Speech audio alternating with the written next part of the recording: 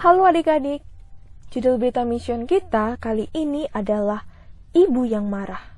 Maxo yang berusia 15 tahun berkata kepada ibunya bahwa ia pergi ke sekolah pada hari Sabtu pagi di ibu kota Haiti, Port-au-Prince. Tetapi sebenarnya dia telah pergi ke gereja Advent bersama temannya Natasha yang berusia 13 tahun. Akhirnya Maxo menyerahkan hidupnya untuk mengikuti Yesus, dan baptisannya telah dijadwalkan pada hari Minggu pagi di Laut Karibia. Sementara Maxo mempersiapkan dirinya untuk pergi ke pantai, ibunya meminta Maxo untuk menemaninya pergi ke gerejanya. Maxo terkejut, namun dengan serius ia berkata kepada ibunya bahwa ia telah merencanakan untuk dibaptiskan oleh seorang pendeta Advent pada pagi itu.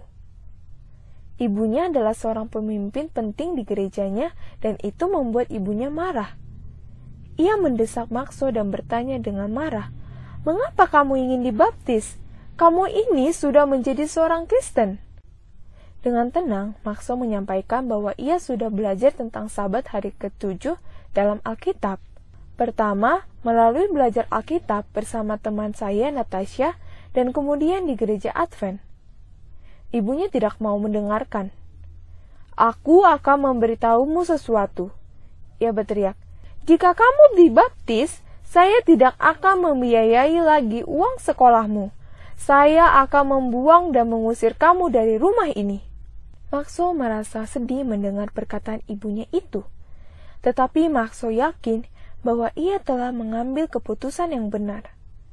Yesus berkata di dalam Alkitab, "Sekiranya ayah dan ibumu meninggalkan kamu, aku memeliharamu." Maxo berkata, "Sekiranya ibu tidak membayar uang sekolahku dan tidak memberi makan kepadaku, aku tahu Allah memeliharaku." Ibunya berkata, "Kamu hanya punya 2 pilihan.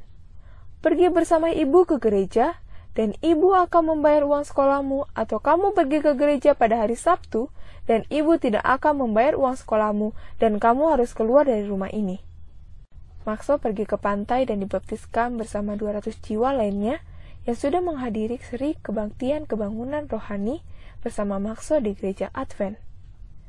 Sesudah itu, Maxo kembali ke rumah dan mengemasi pakaiannya. Ia keluar dari rumah itu seperti yang diperintahkan oleh ibunya. Sementara ia berjalan keluar sambil membawa tasnya, ia merasa ada seseorang yang menjamah pundaknya. "Mengapa kamu tidak menuruti perintahku, anakku?" Maxo berbalik dan melihat ibunya sedang menangis. "Ibu, biarkan saya membagikan apa yang telah saya pelajari tentang Tuhan," kata Maxo. Maxo dan ibunya duduk di sofa ruang tamu, dan Maxo membuka Alkitabnya yang berwarna hitam. Maxo dan ibunya belajar Alkitab bersama selama 4 jam. Hati ibu menjadi damai ketika membaca Alkitab. Ibu berkata, "Maafkan ibu yang telah bersikap kasar kepadamu. Aku tidak tahu apapun tentang imanmu." Giliran Maxo meminta maaf. Dia mengakui bahwa selama setahun terakhir dia tidak pergi ke sekolah pada hari Sabtu, melainkan dia pergi ke gereja Advent. Ibunya terkejut. "Bagaimana kamu bisa mengatur waktu sehingga bisa mendapat nilai yang baik meskipun tidak masuk ke sekolah pada hari Sabtu?" tanya ibu. Maxo menerangkan kepada ibunya bagaimana ia telah belajar ekstra di rumah dan entah bagaimana selalu mendapatkan nilai tertinggi dalam ujiannya. Melalui hal ini, ibu bisa melihat bagaimana Allah memberkati saya karena memelihara hari Sabtu, katanya.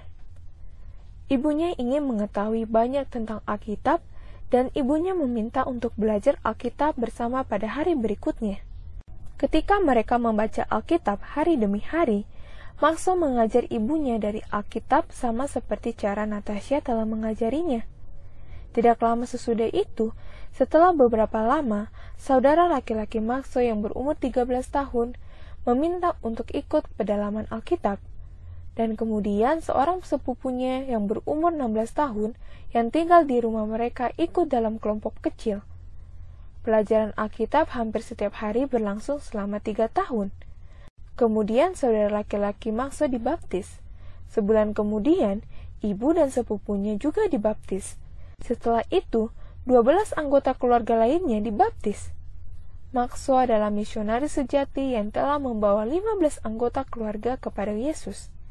Sekarang ia sedang belajar menjadi pendeta di University of Southern Caribbean di Trinidad dan Tobago. Bagian dari persembahan Sabat ke-13 triwulan ini akan menolong membuka satu gedung pusat pelatihan misionaris di kampus universitas ini.